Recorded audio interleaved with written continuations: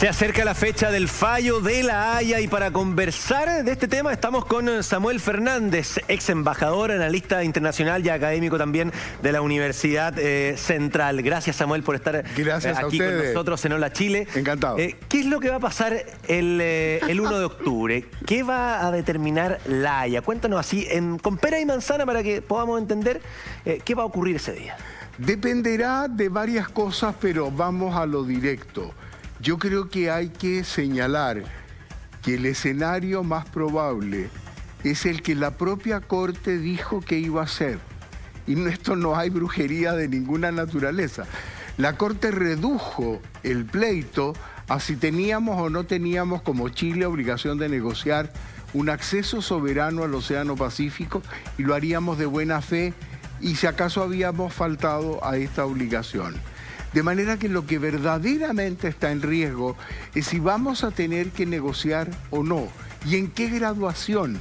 Si nos va a obligar la Corte por sentencia a negociar o nos va a sugerir, nos va a recomendar que nos sentemos a negociar. ¿Y si nos obliga, es con plazo? No, porque el plazo va a determinarlo las partes. El fondo del tema lo determina Chile y Bolivia.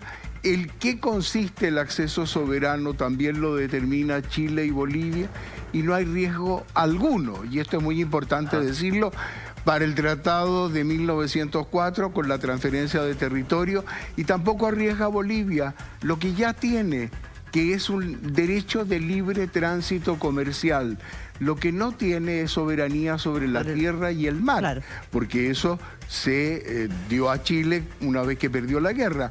Pero el acceso soberano es lo que queda por definir. Se va a tener derecho sobre el acceso, pero no sobre por dónde pasa el acceso. Ya, pero, a ver, es que hay una cosa que no entiendo. Porque esto no es tan fácil de entender, porque uno dice, claro, soberanía, entonces que ahora que La Haya lo que va a decir es que ustedes se tienen que sentar a conversar. Eso es finalmente lo que va a decir La Haya, lo que usted nos está diciendo. Chile y Bolivia se tienen que juntar a conversar. ¿Pero qué vamos a conversar? Si para los chilenos está todo claro. Entonces siento que es como volver a lo mismo, decirle, ¿sabe qué, señor Evo Morales? ¿Sabe qué, Bolivia? Esto ya en el acuerdo de 1904, esto quedó tipificado, que bla, bla, bla, bla. Entonces, finalmente lo de La Haya no sirve para nada. No, sí sirve porque estamos ante una controversia creada por Bolivia que nos demandó y las controversias hay que solucionarlas de una vez. Llevamos 130 años desde que terminaron las hostilidades y 110 desde que terminamos de acordar el tratado, en que hemos intentado en múltiples oportunidades de dar una solución a esta reclamación permanente boliviana de acceso al mar. De suerte que hemos puesto muchas veces en la mesa alternativas como corredores, enclave, facilidades, intercambio, notas que van, notas que vienen, pero en un detalle, ni una ha resultado, ni una. ¿Y por qué no ha resultado ninguna? Por la razón más simple, porque Bolivia no ha aceptado ninguna de las condiciones. Porque solo quiere soberanía. Solo quiere, y esto no lo dice, pero es que esta es la realidad, solo quiere devolución de los territorios que perdió. Eso es imposible. Por lo tanto, ¿qué fórmula intermedia hay para darle las facilidades que ya existen? Miren, hay 47 países en el mundo que no tienen salida al mar, sin litoral. Y están de lo más bien. Hay uno solo que reclama siempre, ya saben cuál es. ¿Y a quién? También saben a quién. Bueno, y sin embargo nosotros somos el país que más damos facilidades para esta salida a países sin litoral.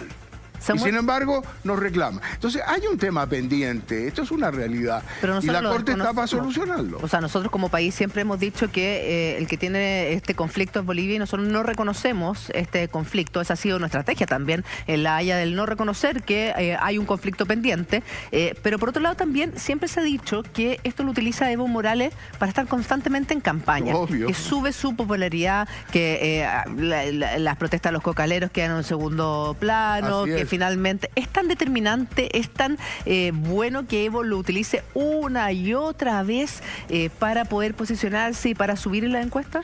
Eso depende de Evo, naturalmente, pero tenemos bastante la evidencia de que cuando se le dijo hace un par de años que no había alguna posibilidad de volver a reelegirse constitucionalmente como presidente, sí, ha dicho que no, que le pasaron por encima de sus derechos humanos, de poder presentarse a la candidatura. Entonces, bueno, nos está usando, de eso no cabe duda, y nos han usado permanentemente. Otra cosa es que Chile deje que sea utilizado. No tenemos nada que ver en las campañas internas bolivianas, ya ellos, eso es asunto interno. Pero el resto, evidentemente, para nosotros, es solucionar esto.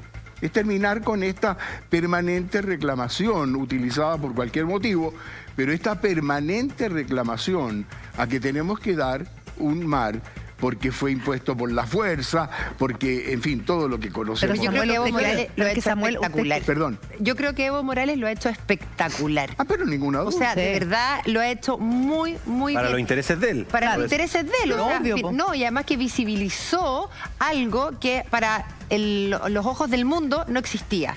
Y tú tienes a un líder como el Papa hablando del tema y distintos líderes. Ha hablado tanta cosa el Papa el último tiempo. No tan importante, pero claro, pero sigue siendo un líder mundial que finalmente él habló.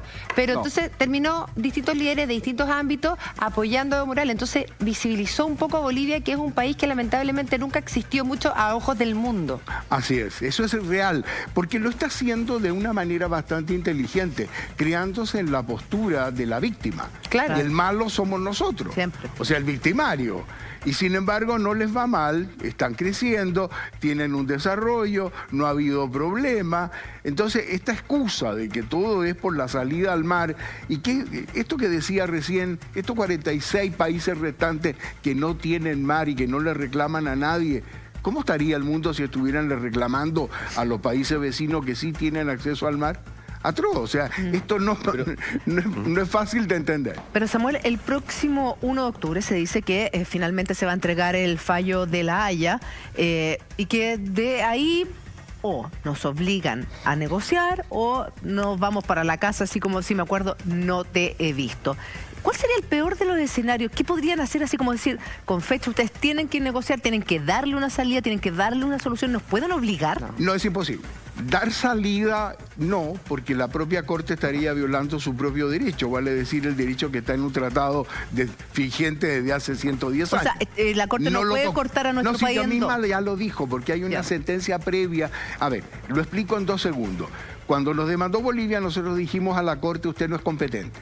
Porque esto está zanjado, esto está absolutamente determinado y una serie de otras consideraciones técnicas en cuanto a un pacto de Bogotá y su fecha. Bien, ahí nos concentramos. La Corte dijo, a ver, un momentito, no. Eso no es porque yo tengo el estatuto, yo tengo la capacidad para poder hacerlo, pero sí ganamos en algo que a lo mejor no fue suficientemente explicitado, que fue... La Corte dictaminó por una sentencia en ese incidente previo procesal que dijo, no les voy a tocar el tratado, ¿ya? Aquí la obligación es si negociar o no negociar lo que comentaba. Además, yo no les voy a imponer el resultado de esa negociación, la van a decidir ustedes y tampoco les voy a decir en qué consiste este acceso soberano. Ustedes verán. O sea, lo único que dice la Corte es, ¿saben qué? Yo creo que se tienen que sentar a conversar. Nada más, eso es el máximo, por lo tanto, la máxima derrota, entre comillas, sería estar obligado a negociar. ¿Y eso para Chile sería una derrota?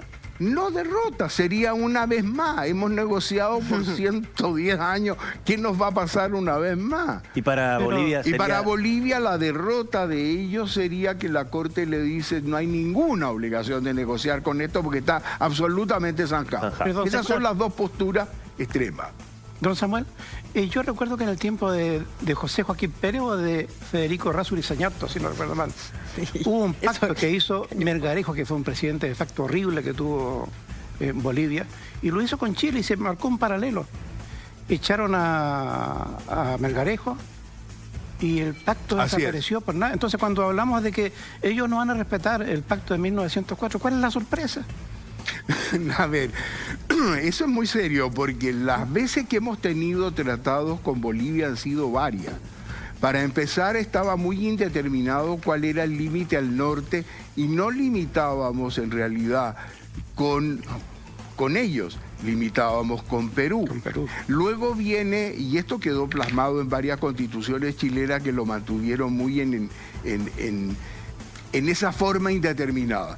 Luego viene la acción boliviana que ocupa materialmente en los territorios, que no tenía acceso al mar y nunca lo había tenido en el pasado.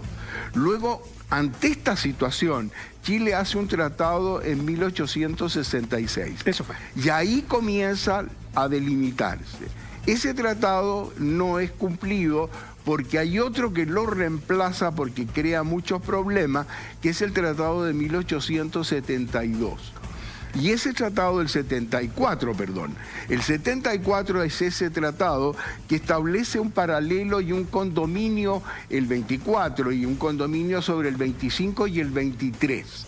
Resulta que allí se siguieron produciendo problemas, por supuesto, porque estaba mucho más poblado por chilenos que por bolivianos. Claro. Y había una cierta explotación de salitre, de algunos minerales. De suerte que hicimos otro tratado posterior. Y ese tratado posterior establece definitivamente, el de 74, que no se pueden subir los impuestos.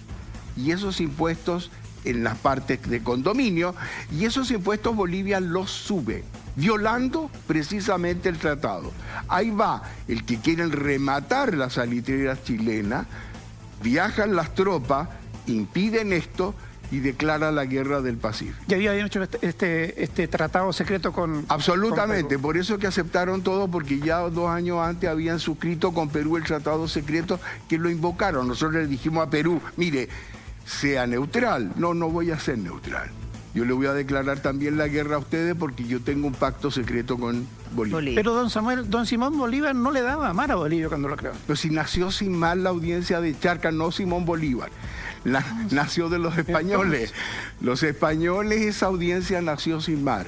Luego la heredera de esa audiencia de Charcas, que es colonia española, ya liberada y otorgada por Bolivia, a Bolivia por Simón Bolívar, por algo lleva su nombre, entonces también nace sin mar. Entonces, todo esto que ha sido creado con el tiempo ha permitido que durante un tiempo X Bolivia sí tuvo salida de hecho por tolerancia y aceptación chilena.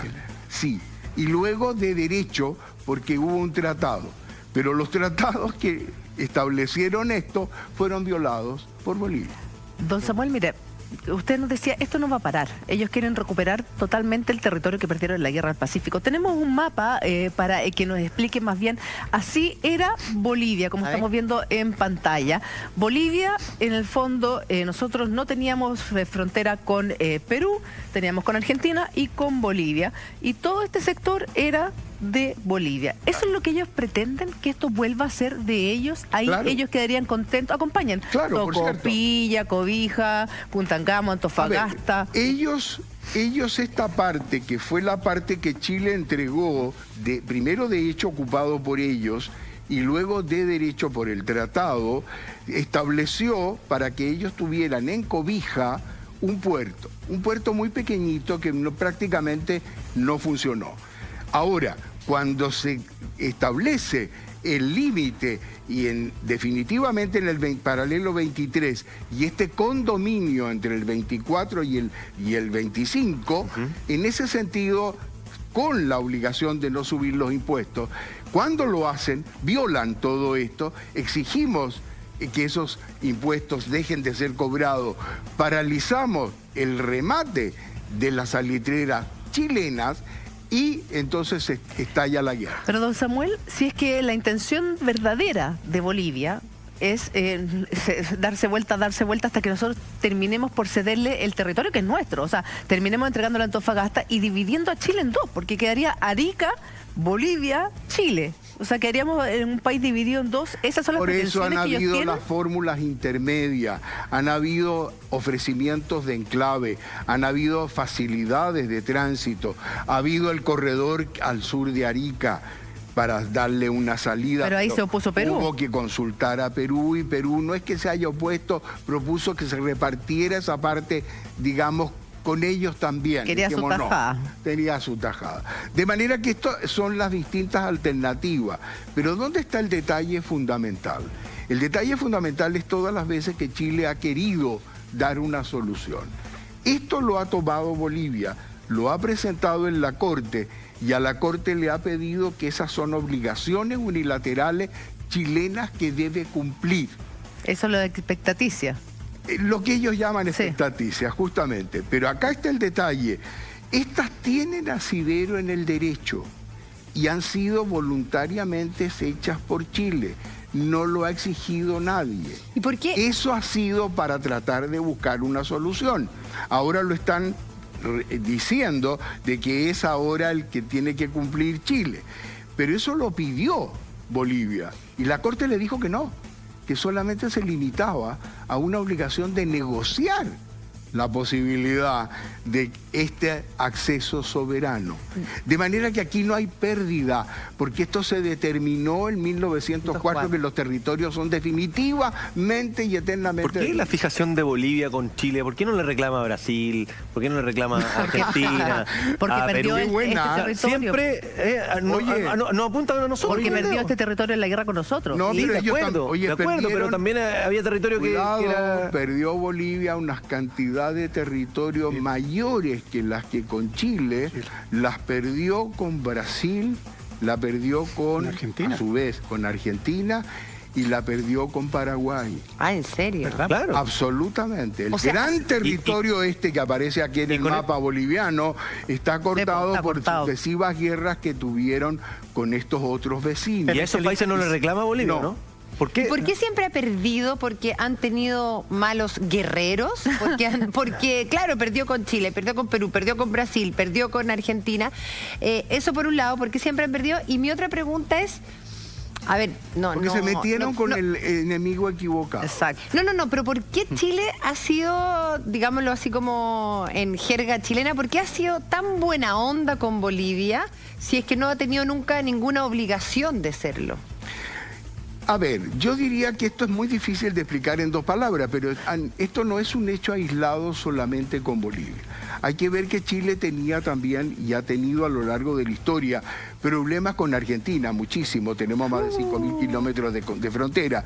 Hemos tenido problemas con Perú, caramba, 2 veces en guerra con la Confederación Perú-Boliviana. De suerte que esto nos lleva a un manejo vecinal chileno que necesariamente había que verlo en el contexto. Entonces, Bolivia podía ser el detonante de guerras, pero que abarcaban también a los vecinos.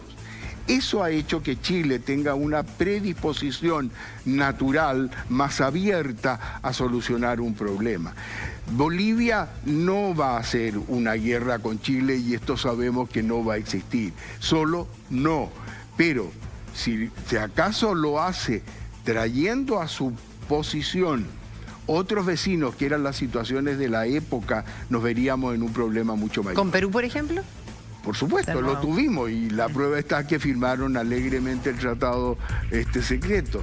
Y luego en la primera vez con la Confederación Perú-Boliviana previa a la Guerra del Pacífico. Entonces, tenemos un cuadro vecinal que ha sido complicado para Chile. Y nos han acusado de todo, nos han dicho que somos unos belicosos, malos vecinos y todo lo demás. Los problemáticos del barrio. Sí, los pesaditos del barrio. Pero absolutamente, y lo siguen diciendo. Pero cuidado, el resultado de esto es un resultado de algo que no se le ocurrió a Chile, se le ocurrió a ellos y tuvimos que reaccionar. Por lo tanto, no es un Chile atacante, agresivo, que de la noche a la mañana intentó apoderarse como del territorio historia siempre extranjero, reactivo. Como nos acusa. Como nuestra historia siempre reactiva. Ahora, volviendo al tema de lo que va a pasar el 1 de octubre, ¿por qué hay tanto pesimismo respecto a lo que pueda decretar la Corte de la Haya, a este fallo? ¿Por qué se cree que efectivamente nos van a obligar a sentarnos a conversar? Yo creo que es que entrar a conversar porque la Corte lo decida, no es ninguna derrota, es todo lo contrario. Chile tiene un largo historial de conversaciones con sus vecinos y con Bolivia en numerosas oportunidades. Otra cosa es que lo haga ahora porque la Corte lo aconseja o lo obligue, pero no tenemos ningún riesgo. Si la propia Corte dice que no se toque el tratado porque el tratado sigue, si la propia Corte dice que el resultado de la negociación va a depender de las negociaciones y de las partes, ¿dónde está el riesgo? Entonces, se ha creado, quizá por falta de una información adecuada, quizá por falta de dar a conocer los reales alcances de lo que podría tener este fallo, quizá por eso se crea una especulación, y una especulación en que se simplifica en ganar o perder. Aquí caben muchas alternativas, y la peor alternativa, si las ponemos así, es que tengamos que negociar. Y en una de esas, negociar y decirle, encantado de haberlo escuchado. No. Se acabó la negociación. ¿Y a dónde está el problema?